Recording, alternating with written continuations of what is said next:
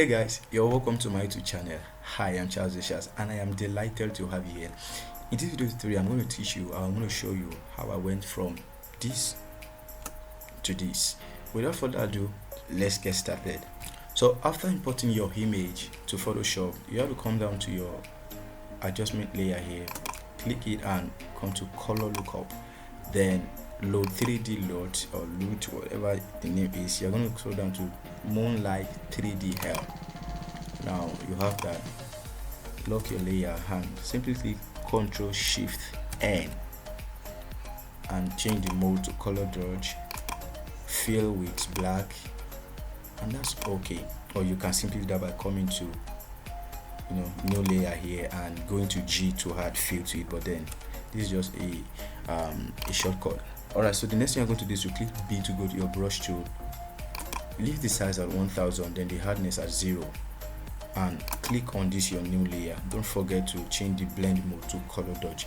Now all you have to do is to start from here. To make it look realistic, you just follow a face downwards and just start painting. Go again and again and again and again, like that. So we want the reflection to, yes, to make it look very realistic. To make the reflection look very realistic, just go. So let's just see what we've done so far. Alright, I think this is amazing. So you're going to zoom in by simply clicking Ctrl and the plus, then H2. Sorry about that.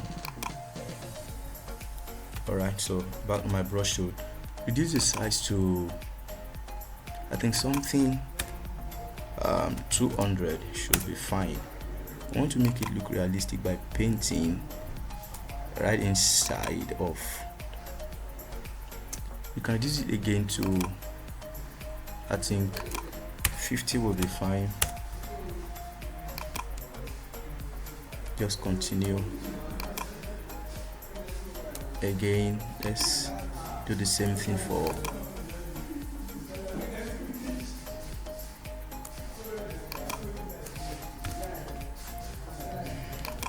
as you can see.